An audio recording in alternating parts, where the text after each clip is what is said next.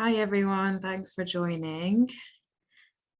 We're just going to wait a few minutes. I think we're actually even early, but we're going to wait a few minutes for people to join. While you're waiting, just introduce yourself in the chat and say maybe you're linked to Restless Development, even if you're staff.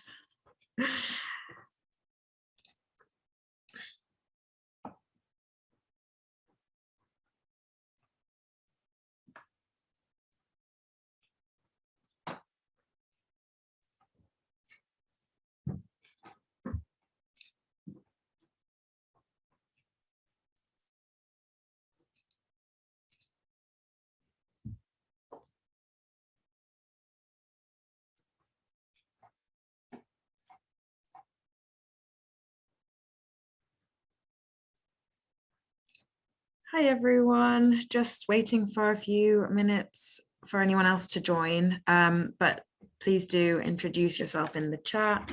Maybe say what your link is to Restless Development.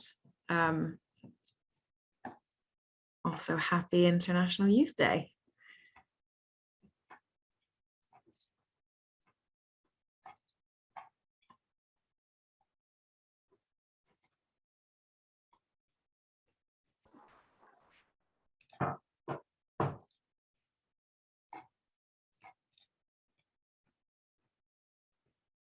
Hi, Amelia. Nice to have you here.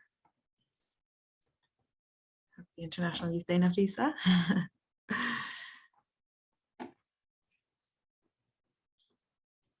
We'll just give it a couple more minutes.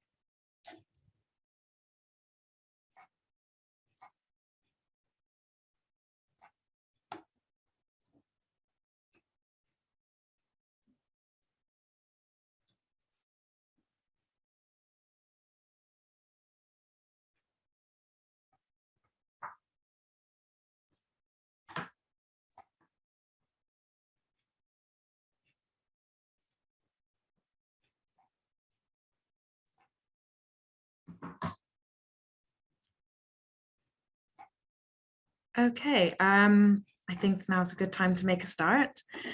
Welcome and thank you for joining our celebration for International Youth Day, which asks the question, how are young people changing the world? For those of you that don't know me, I'm Tally and I'm the fundraising coordinator at Restless Development, and I work in the philanthropy and partnerships team. I recently joined in March this year, which is why I'm really excited to connect with you all and also share updates on what young people around the world have achieved over the last year, which has not been an easy one to say the least. Today, we're going to hear from three brilliant young speakers on the work that they have led on with Restless Development and the achievements that young leaders that they have worked with have made. Our reach is truly global, given that these speakers are joining us from across the globe, from Peru, the USA, and Uganda, and they're all speaking about different themes that matter to young people. But first, I'd like to just go through a bit of admin. You should have already been on mute and your camera should be off, but if not, could you please mute yourselves and turn your cameras off so we don't have any background noises or disruptions. Can you also set yourself to speaker view so that way you'll be able to see whoever's speaking, myself, hopefully. Hopefully we won't have any tech or internet issues today. The event will be recorded, so you can watch back at any time, and I will share it with you following today's webinar. I encourage you to write any questions you have in the chat for the speakers. We will have some time at the end during our live Q&A to answer these questions. If you'd like it to be anonymous, you can always send a private message to someone in the chat with Restless Development in their name. I'm now going to hand over to our first speaker of the day, Nafissa Fardas. She is the Senior Program Manager for Restless Development in our USA Hub. As a young feminist researcher and thinker, Nafissa has worked in the feminist movement spaces across Asia, East Africa, and the US. Most recently at Restless Development, she has led on a very exciting, collaborative and multi-generational resource, which she will be speaking about in more detail. So without further ado, I present to you Nafissa Fardas.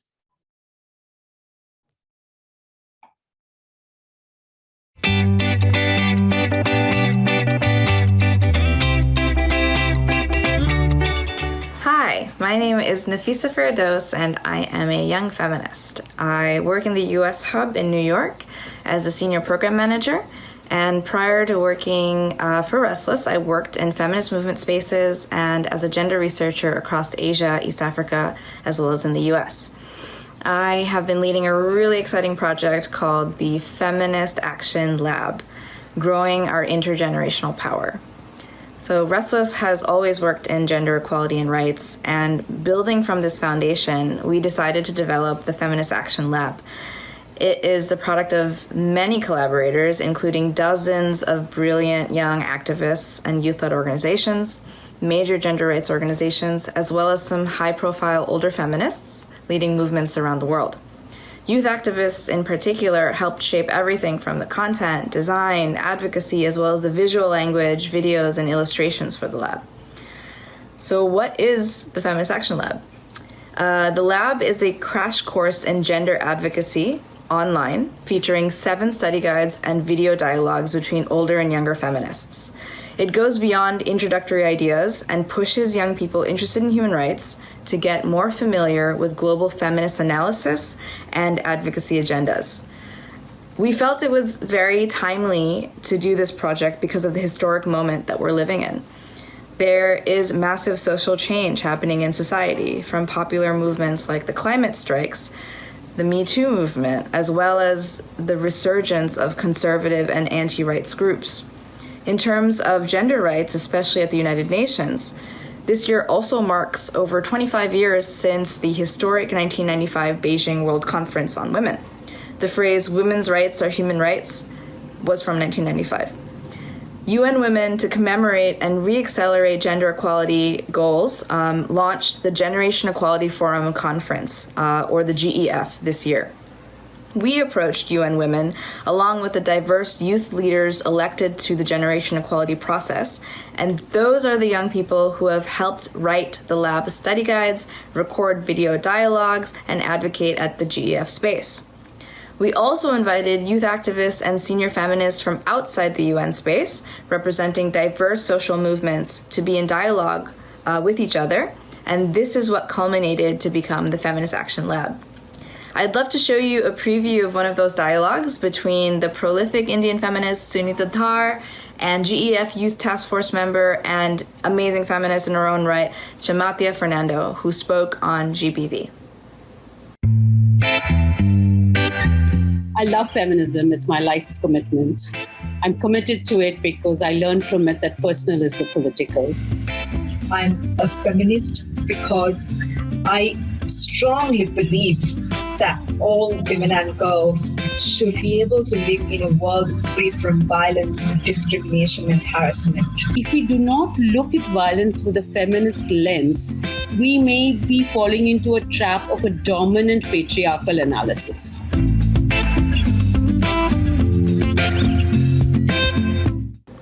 So this is only one of 7 themes that the lab focuses on, spanning climate justice, sexual and reproductive health and rights, feminist technology, gender-based violence, economic justice, feminist advocacy, and feminist movements.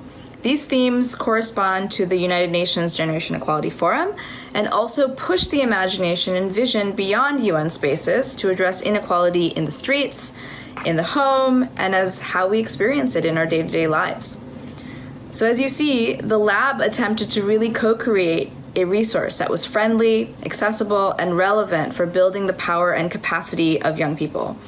Each of these videos and study guides tried to address power and the importance of intersectional and intergenerational movements. To quote one of our speakers, Martha Karua,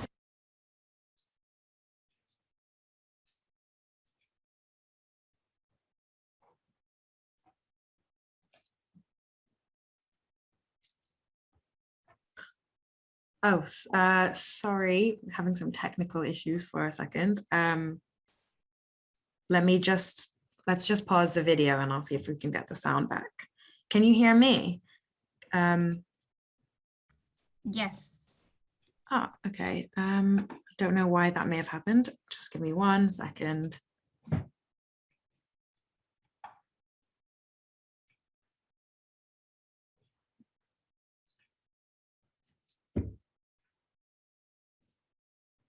Is that still silent?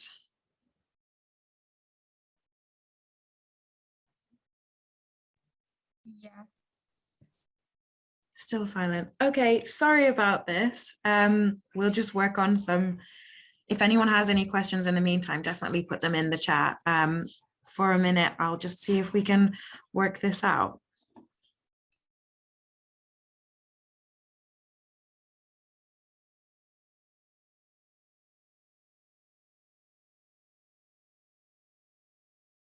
Strongly believe that all women and girls should be able to live in a. These values are exactly what Restless Development has been advocating for decades. And inviting a feminist analysis of power led by young people is part of how Restless enables and supports youth leadership and youth-led change. So whether it's centering LGBTQ rights and other intersectional thinking as part of gender justice, supporting collective leadership and distributed decision-making, or using technology and communicating in more strategic ways, young people are valuable, and not just challenging and tearing down things, but creating and building new ways of doing advocacy. A lot of these themes are addressed and talked about in the lab. I would like to end my speech by saying that the world has really changed since 1995. And I sincerely believe that to build a healthy, inclusive, and transformational gender justice movement, we need to embrace and empower young people.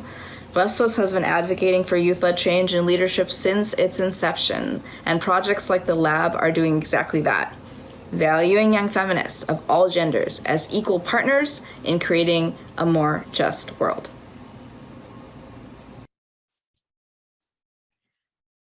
Thank you, Nafisa. That was so great. I'm so sorry about that technical glitch we just had, but we are back on track.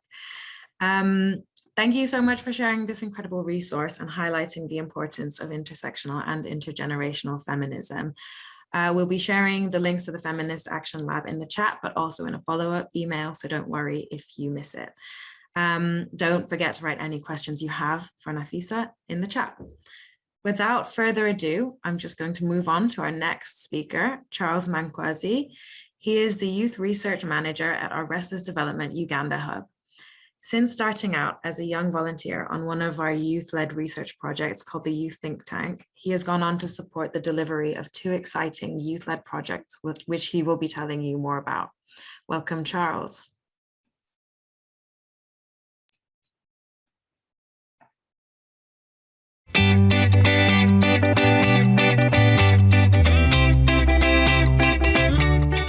Hello, good morning or good afternoon, depending on where you're joining us from. I'm Charles Mankwazi, a young leader, 25, and a youth research manager for Restless Development. I'm currently based in Kampala at our Uganda hub, where I lead a young people and climate change research project and also support various youth-led research projects across our global agency. To put it simply, really, my role basically involves connecting and interacting with fellow young people, but from diverse backgrounds. What could be more interesting than that, right? I mean, I've always found it very meaningful for me to have these types of conversations with my peers, listening to their stories, appreciating different contexts and lived experiences that are in most cases missing from the common discourse. And to be in a position where I'm able to amplify these voices and bridge the gap between young people's needs and policy priorities is what makes my role quite fulfilling. Now, having started my journey with Restless Development as a volunteer youth researcher on the Youth Think Tank, I have seen firsthand the kind of impact young people can create when they're given the chance to lead, when they're given an ear that listens and a hand to support them. This is what Restless development is all about. I believe youth-led change is sustainable change, and youth-led change is the most meaningful change, because nobody knows what young people need and want better than young people themselves, right? Now, this year's International Youth Day is particularly special for me as a young leader because I've come full circle from a youth researcher to a youth research manager, and I can't be more proud to be in a position where I'm able to talk and connect with young people across the globe and magnify their perspectives, their ideas, and aspirations for the future. However, today is not about me. More importantly, it is about celebrating the global effort and impact that our young leaders and change makers are creating, especially in the midst of a pandemic and a worsening climate crisis. Today I'm going to spotlight youth economic opportunities as documented by the Youth Think Tank, and also explore peak youth, climate change, and the role of young people in seizing their future as two projects that are supporting our young leaders to achieve massive impact across the region and beyond. Now, having mentioned it already at this point, you may be wondering what the Youth Think Tank is. The Youth Think Tank is a group of young leaders and change makers drawn from 7 African countries to lead research and generate evidence on economic opportunities for African youth, with the aim to inform, influence, and catalyze change in policy and decision making.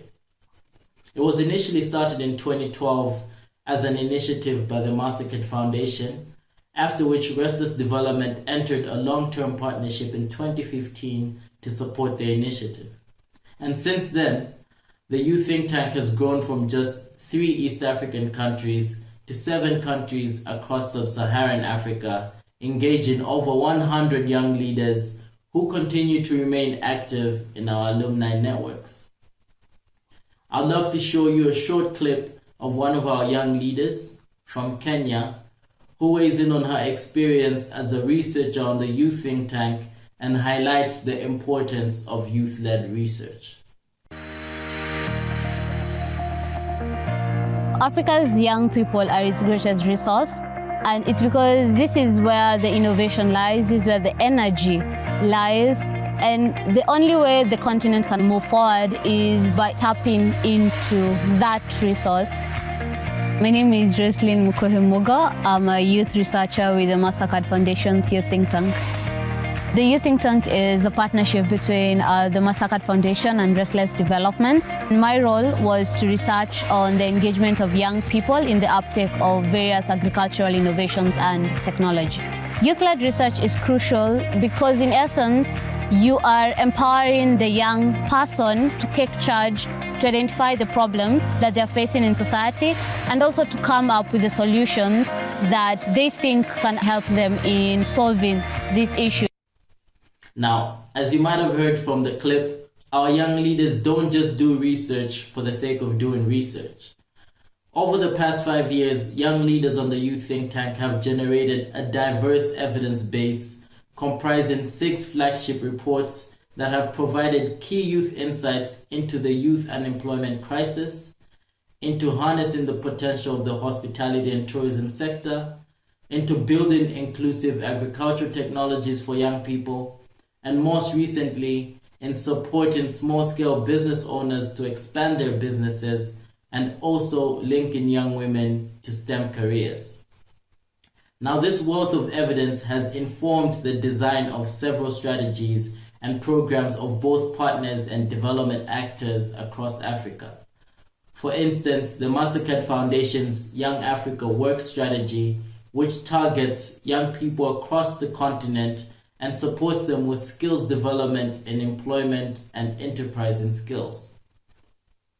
Well, beyond informing and influencing key policies and strategies of development partners, the Youth Think Tank has further equipped young change makers with training and experience in leadership skills, public speaking, data collection, analysis, and even advocacy.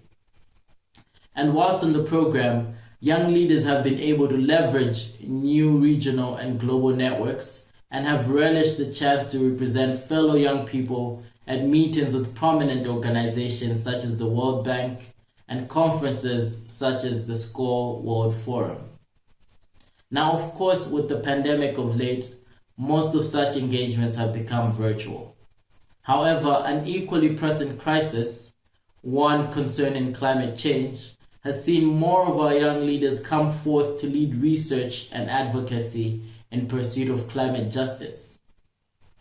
And the extremes of climate change that we have witnessed in recent weeks have been so startling and make our research ever so important.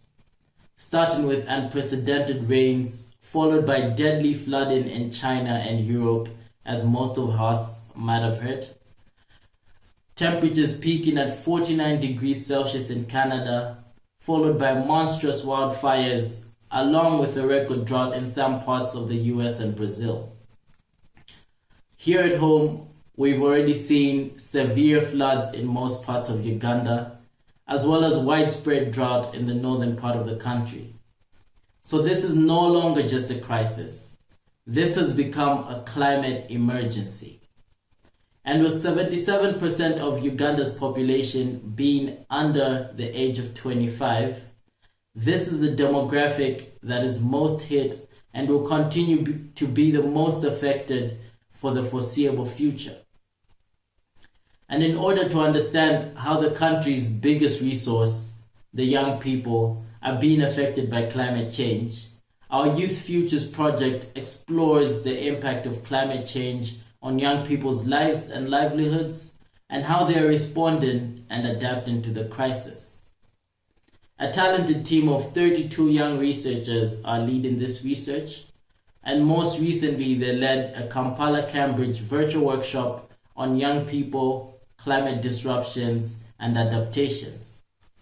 The workshop brought together young change makers, climate activists, industry experts, and key stakeholders including Janet Rogan, the COP26 ambassador for the Middle East and Africa.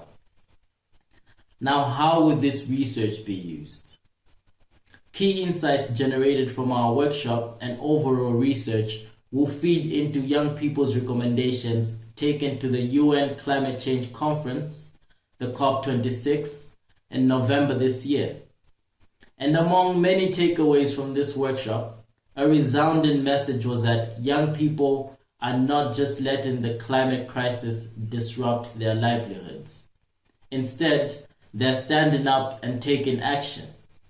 Young people are pushing communities towards a resilient future. Young people are setting up innovations and creating sustainable jobs within their communities.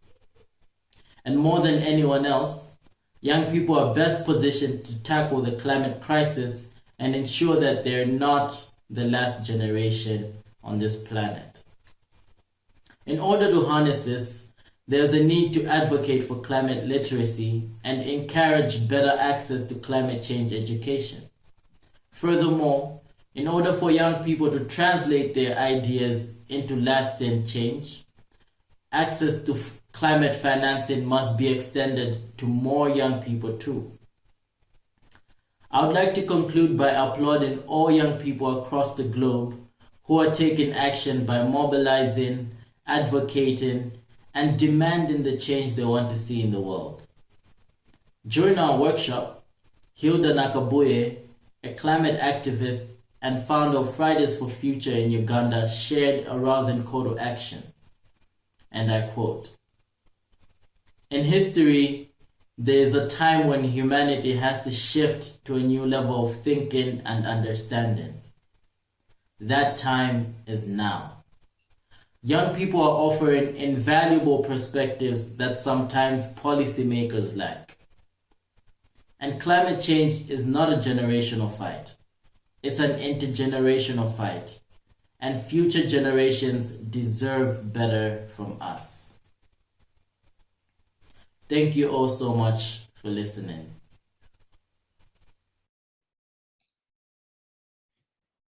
Thank you, Charles. Those were some really powerful words. And I've particularly noticed that there are a few key themes here, that these fights are not generational, but intergenerational.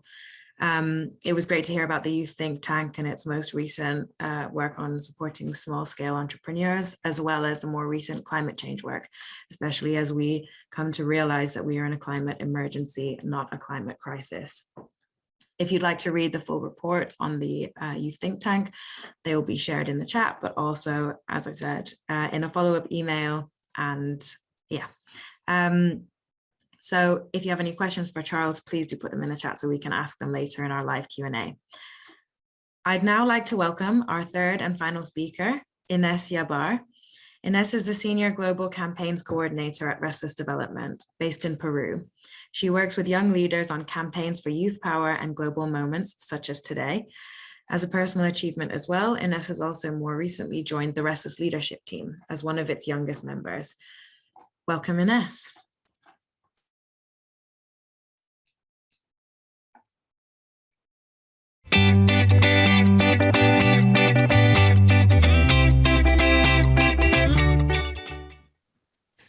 Hi, my name is Ines, and I am Senior Global Campaigns Coordinator at Restless Development, and I'm based in Peru. My objective in my job and in my everyday life is to make sure that the global goals are delivered, and I do that by keeping young people active and trying to keep leaders to account.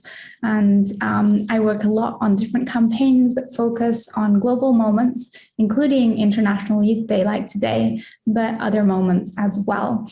And in my day-to-day job, what I do is oversee a project called the Youth Power Hacks. And I will talk about that in just a minute. But I also wanted to mention that at the end, I will be talking about what I do as a member of the Restless leadership team, which is a group of senior leaders in our agency. But first of all, let's talk about the hacks. The hacks exist because the global goals exist. And the global goals, if you don't know what they are, were agreed on by world leaders in 2015. It's a series of 17 goals, more commonly known like the Sustainable Development Goals or SDGs.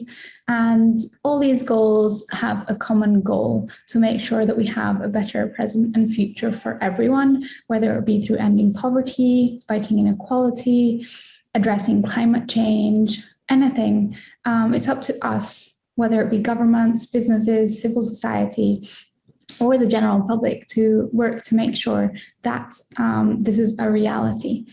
But unfortunately, we are off track. We aren't reaching the targets that we had set, even though the SDGs are set for 2030. There are goals that we should be achieving to reach that point, and we haven't.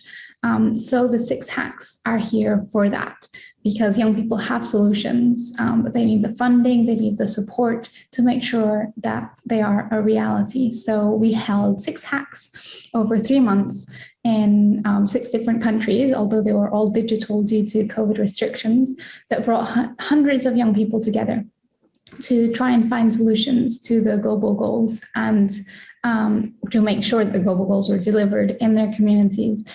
Because although the global goals are global, as the name says, they are also local, and we can find local solutions, whether it be in Kenya, South Africa, Nigeria, Indonesia, India, or the Philippines, which were the countries where we had the hacks, or wherever else in the world.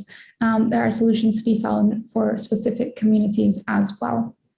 And all these young people came up with amazing solutions to many different problems. And I'm just going to give you a snippet of that today. You can go on our website, the Youth Power Hacks website, to see other videos and information. But today I'm going to show you one that Laurentia made from the South Africa hack. And I won't say any more. You can hear the problem that she was tackling. My name is Laurentia, and I live in South Africa. In Johannesburg, where I'm from, most of the population are just trying to make ends meet. In the past, young people would often look for work with factory bosses.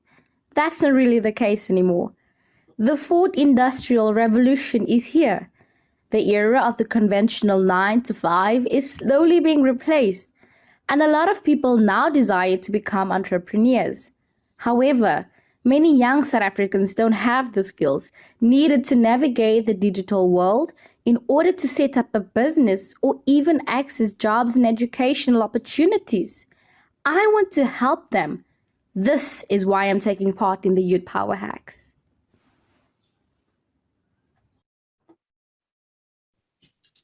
I hope that you enjoyed that video. That was one of the topics, as I mentioned, and something that we learned through the hacks is that young people are changing the world in many different topics, but one of the ones that was most predominant was education. Young people had the choice when they signed up to the hacks to choose whichever topic they wanted to work on, whether it be education, gender inequality, health, access to water, jobs, etc. And the one that people chose most in all of the countries was education. And this is very telling that young people are using education as a cross-cutting topic to all of the others, because you can educate on climate change, you can educate people to find jobs, you can educate people so that they can learn, for example, that they can go to school even though they have their period, etc. So education is very, very important, and that's how young people are changing the world. They're educating other people, they're looking to be educated, and this was also part of the process of the hack, making sure that they had all the tools necessary to achieve the solutions that they had come up with. We set trainings after all the hacks were done for all hack participants to be able to be trained on monitoring and evaluation, on community engagement, on fundraising, on networking, on having difficult discussions. A series of different trainings also held by young people. Our Youth Power Panel, which is a group of 12 young people from around the world that are advocates and that are extremely brilliant in the campaigns that they do and the issues that they tackle, they were able to train our hack participants on these topics. And this helped them dream even bigger. Dreaming big is not something hard for young people, and we can dream big because we know that the solutions we need for our global problems are also big.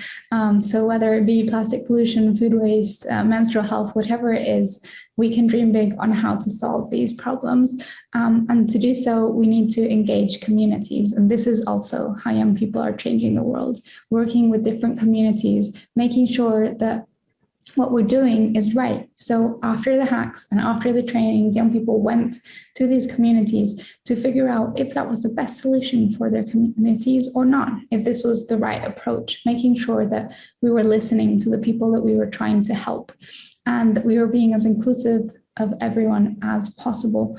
Talking about inclusivity, the hacks allowed, for example, to have data so that anyone could join from wherever, whatever background they were coming in, whatever age, whatever gender, and young people are great at that, at being inclusive, at not excluding people in decision-making spaces and conversations, and speaking up if there's anything wrong. And that was the last point I want to give on this question was young people speak up. And I think without speaking up, it would be harder to change the world. But by speaking up, young people are making sure that their voices are being taken into the correct spaces. And if we don't listen, then it stops there. But if we do listen, we can give agency and support more young people to change the world.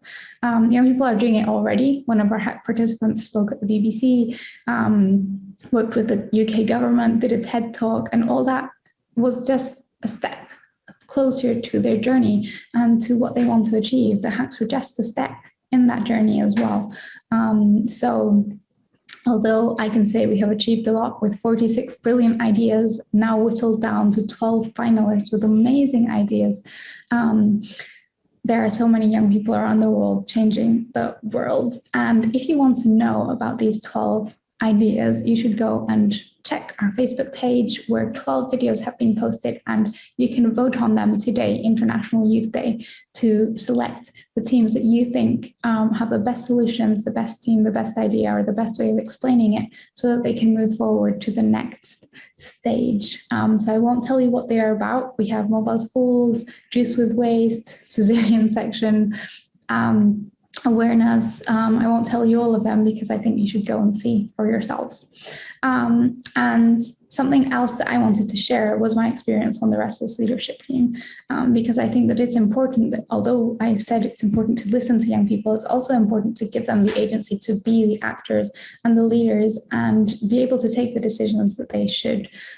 So with Restless Development, that's what we aim to do. We aim to restore the power to provide alternatives to traditional development and to power structures that exist. And that's a commitment on the long term, and that's why I'm in that room. Although before, the senior leadership used to be predominantly white, UK-based senior leaders, now it's a more global representation, including young people. And that also builds me up to be a leader for other young people that I'm working with, to make sure that I'm learning from people that do have more experience, and also make sure that I can share my opinion as a young person and my knowledge as well. That has helped in the transition as our CEO is leaving, to know that we have a Restless leadership team that is ready to take on different responsibilities as we find a new long-term CEO and support our interim co-CEOs right now. So stay open as well to find out what Restless will do with all the leaders that we work with, young or not. Finally, I just wanted to end celebrating the fact that if you're here today, you're helping young people change the world, because you are listening and you are being a part of a space where not everyone is talking about the global goals, talking about young people, and now it's time to help young people change the world. If you want to do so, as I mentioned before, you can head over and vote for solutions on our Facebook page, but that's not all. You can have conversations with young people in your life, or you can make sure that you're listening to the trends that I mentioned, supporting education, supporting young people with whatever they need, trainings or funding or whatever that is. Let's help young people change the world. Thank you. Wow, thank you, Ines. That was wonderful. And thanks for sharing the work you've been doing with the Youth Power Hacks, bringing young people into spaces that they've always been excluded from, and including yourself being in the Restless leadership team, a space that was often one where young people wouldn't have been included in. So that's amazing. Don't forget to check out the videos, as Ines said, that have been posted today on our Restless Development Facebook page, and you can vote for your favorite hack. I believe there's still a full day to go of voting, maybe 23 hours left. So tomorrow at 1 p.m. or 12 p.m. BST, whatever that is in your time zone. Okay, so I hope you found all those speeches interesting and inspiring as I did. We are going to start the live Q&A now. If you have any questions, please do pop them in the chat. This is your chance to ask these three brilliant speakers about the work that they've been doing and the achievements of the young people in the last year. But in the meantime, I'll kick things off. So I'll start with Nafisa first. Why is intergenerational feminism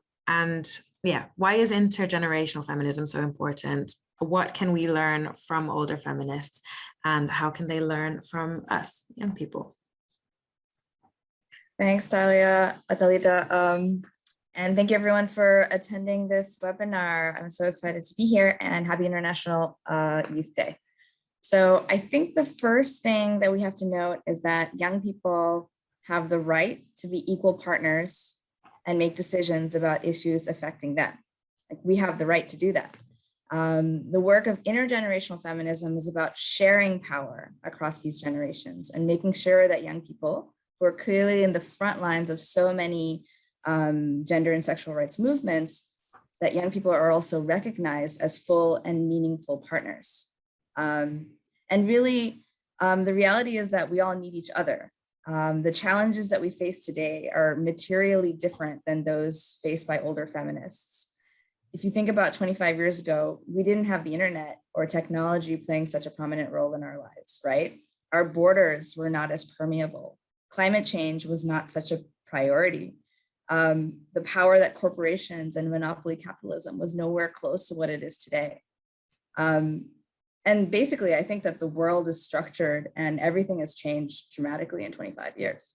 So the solutions and the knowledge held by older generations And the challenges that we're facing for tomorrow, they have to include both our history and the deep knowledge that older feminists can provide, but also make space to hand over leadership and power, or share power with young people and their ideas, their perspectives, and their approaches, which are sometimes very different and more adaptable, more flexible, more technologically savvy sometimes than how we've been doing work in the past. So working together can only make us stronger, more inclusive, and more effective in seeking justice, in our opinion. That's great, thank you.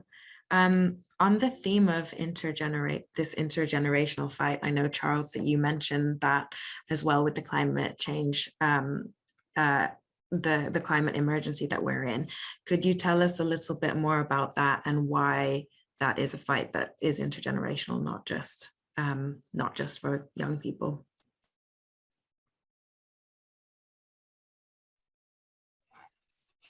Yeah, thank you.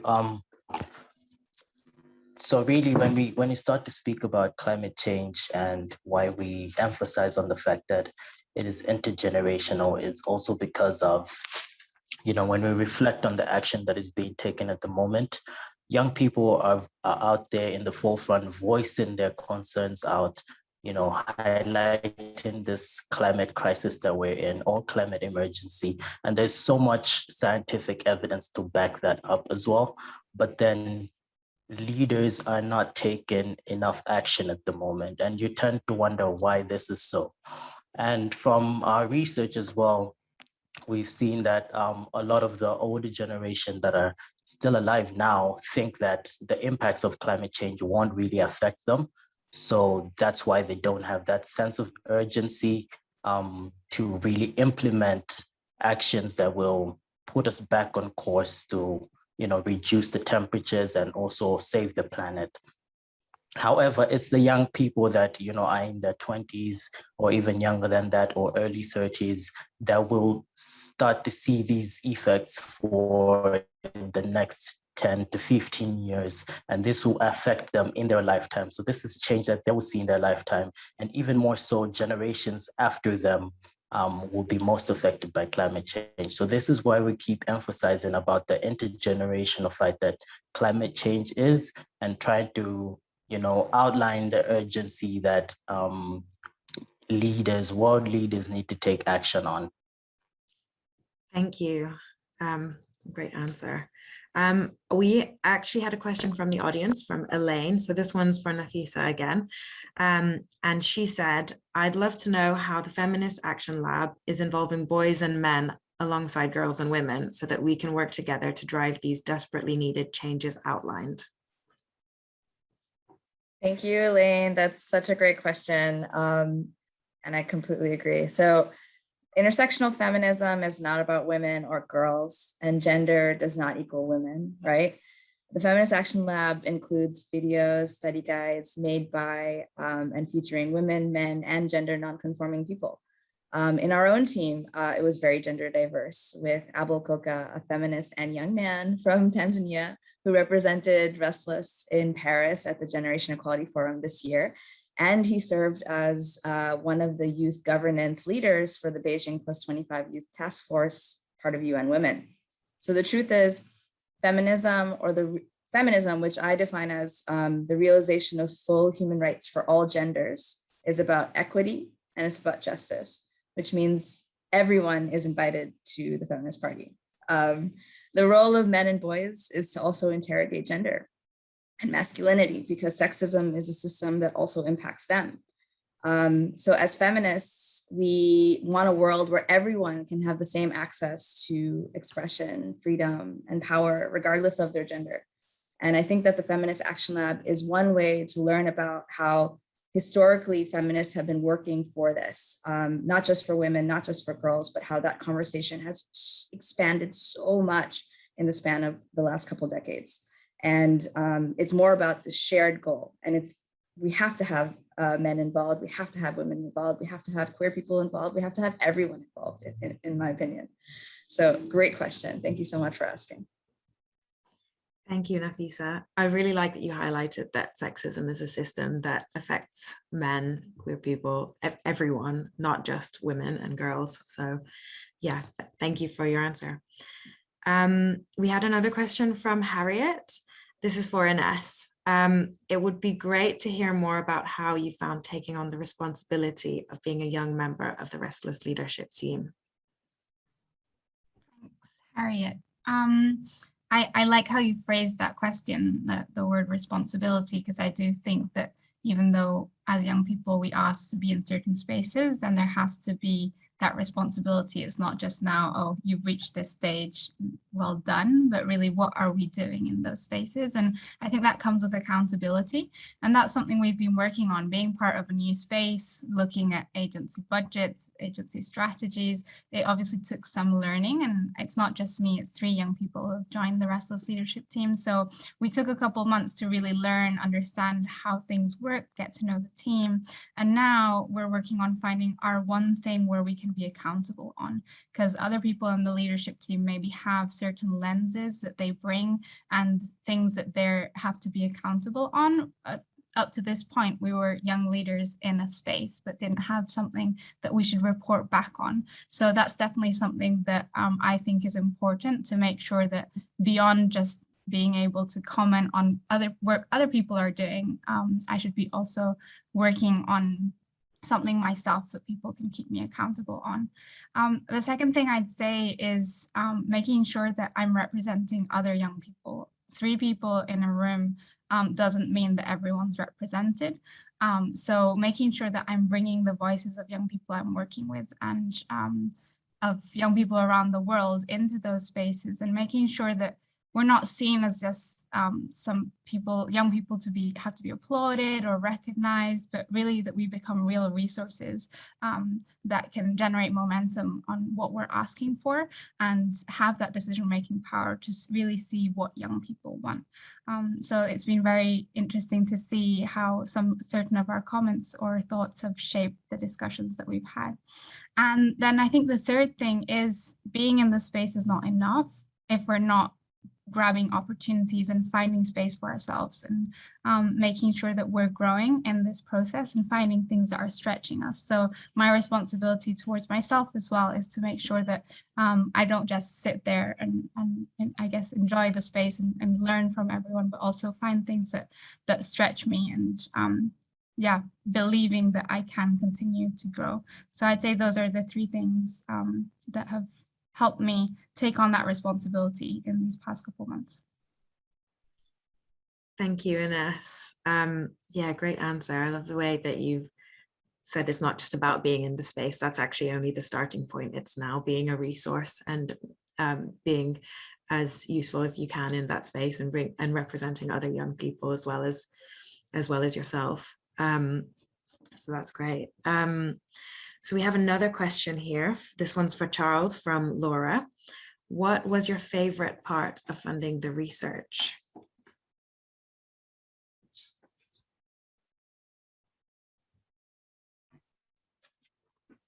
Thank you. That's a great question. In terms of funding to the research, I think we were really lucky with the British Academy, who have been very supportive and have provided us with some flexible financial support towards the project. This really enabled us to adapt to the pandemic and also the related lockdowns that we have faced, which would have otherwise had a significant impact on the research.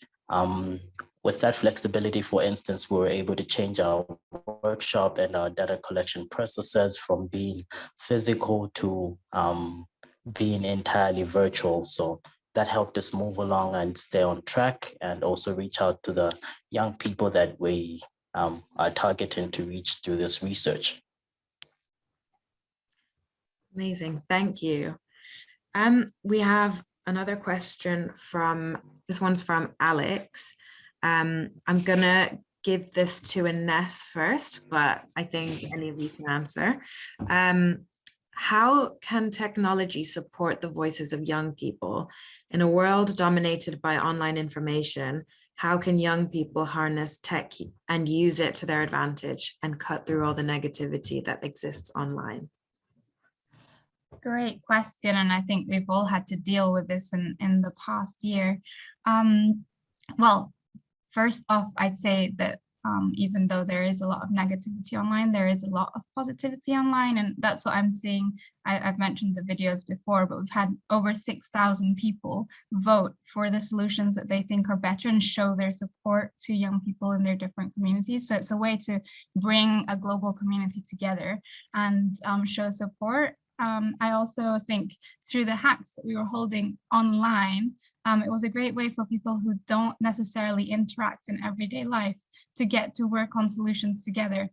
So bringing people from different backgrounds and making sure that it's a secure and safe space that allows people to join. We had, for example, someone that was blind that came to a hack. How do we make sure that that digital space is safe for them as well, and that they get as much out of it as everyone else? So it definitely takes intention. Having a world that's more digital means that a lot of people are excluded if they can't have access to online spaces. So how do we make sure that they have those spaces? In our case was, for example, paying for their data and allowing young people who wouldn't have otherwise been able to come online to have those technologic spaces. So I'm not so worried about that negativity that exists online because it's overpowered by that positivity that we see. But for that to happen, we need to make sure that everyone is included in that. As I was saying before, someone who's visually impaired, people that don't have access to the internet, and that way we can overpower whatever negativity exists online. I would just add on to what Inez is saying, because I think technology is, everyone's seeing it as this emerging issue. But at the same time, we're also seeing that the boundaries between offline world and online world are blurring more and more. Even people who aren't online, they have to have their digital ID cards, for example, to get rations or get access to benefits. So a lot of our world, a lot of the data that exists is almost on our bodies, or as we walk through a city, all the cameras. This is also a part of technology. So the Feminist Action Lab actually dedicates one of our study guides to thinking about technology and how to harness it for your advocacy. And one of the things, a very concrete example I can give is sort of how the internet is changing power. It's changing what is important, what the sort of public discourse sees as important, and how to draw attention to it. So if you think about what the Me Too movement has done globally, not in the US necessarily, but how young people in India are finding each other online and talking about instances of harassment and abuse. And because of the spaces that they're able to make online, A, they're able to find other people who have similar experiences. B, they're able to organize online through their activism, through the sharing of stories, through rallies, through Twitter, through all of these other incredible and new spaces that technology provides. And at the same time, like Inez is saying, there is, and the question asker is mentioning, there is a lot of backlash, but that doesn't mean that, we have to silence ourselves. In fact, what that means, I think, is we have to focus on becoming more empowered and digital security. So how can you practice your expression, your voice, and your power as a young person? Has to do with equipping yourself as well, and being defensive and knowing how to navigate, knowing how to block people, knowing where to go when there is an issue, and knowing who your community is. So I think that the internet in particular, there's many different types of technology, but the internet has also created new models for community. So if I need support, if something happens, I know that I've built a community online and they can help me find accountability, they can help me find resources. That's a type of new and emergent practice, I think, that the internet has allowed. And it's very present in feminist movements, and young feminists are practicing this. And I think that older feminists can learn from this. Yeah. Amazing, thank you. Yeah, definitely. I think equipping yourself is extremely important, finding your community. And as you said, as much negativity as there is online, there's just as much positivity, and we need to use that to our advantage. I think we've got time for just one more question. So this is for Charles from Elaine. This is a question for Charles on furthering the climate change initiatives the young leaders are developing. In order to create enough impact to address the climate emergency as an emergency, what needs to happen and fast is a profound wide-scale change of the current attitudes, behaviors, and habits of, for example, people living in developed countries, such as the UK. From what I can see, there is significant political, corporate, and personal inertia, and indeed outright resistance that prevents such positive initiatives from gaining traction and scale. How can this collective of young people overcome this? What needs to happen? Over to you, Charles. Thank you. Yeah, indeed, that's a brilliant question. And yeah, I do acknowledge that there is that resistance, like I mentioned earlier as well. And also, I think it's important to acknowledge the work that young people are already doing, the work that young leaders are already doing. More so, that is what we are celebrating today. But to move this forward, I think, young people just need to collectively, especially, strive to make their voices heard even more and more. Could be through different advocacy initiatives. They need to continue coming to the forefront, demanding for the change that they need. And then in addition to that as well, it is important to have young people holding their leaders strongly accountable, especially to the commitments that they make. And, politicians make all sorts of commitments all the time that they do not follow through with. So I think it is really the duty and responsibility for young people to start to hold these leaders accountable, especially coming off major conferences such as the COP26 that we will have in a few months' time. Once a conference like that is held, we know there are going to be decisions made, we know there are going to be commitments made, but off the back of that, young leaders need to come out, or young people in general need to come out strongly to hold leaders accountable for those commitments. So I think that is what could further push leaders to really bring in action and urgently. And also, I think there's a need for a change in attitudes at an individual level as well, not only amongst young people, but everyone in general. I believe that for there to be, long-lasting, sustainable change that can really combat the climate crisis, people at an individual level need to start, changing their lifestyles towards more sustainable habits. And these little drops in the end could really make a big ocean that could really change the response towards climate change. Thank you, Charles. So we're coming up to the end of the webinar now, and unfortunately have no more time for questions. I just want to say a massive thank you to Nafisa, Charles, and Ines for sharing the achievements of young people that they've been working with around the world, but also this work that they have been leading on. And to our lovely audience, it's great to connect and hear your questions. I feel very inspired, and I hope you do too, this International Youth Day. Finally, I just want to mention a save the date. In 2 weeks' time, on Sunday, the 5th of September, we are launching our BBC Radio 4 appeal. And this is the first time that we are announcing this, so you are actually the first to know about this charity appeal. Unemployment among young people is a major global crisis, which has only been made worse by the pandemic. Restless Development is partnering with the BBC to raise funds and support young people to create businesses and earn a decent living for themselves and their families. So you, as I just mentioned, are all the first to know about our appeal, which will be presented by the Dragon's Den investor, Deborah Meaden. We'll send this in the follow-up, but if you could make a note in your calendars and listen to our appeal at 7:55 a.m. on Sunday, the 5th of September, that's BST, so UK British Summer Time. I know that's early, but it's worth it, to find out how you can make a difference. Donations to this appeal will be matched pound for pound by a generous Restless supporter, so we hope that you can get involved. Thank you once again, and enjoy the rest of your day.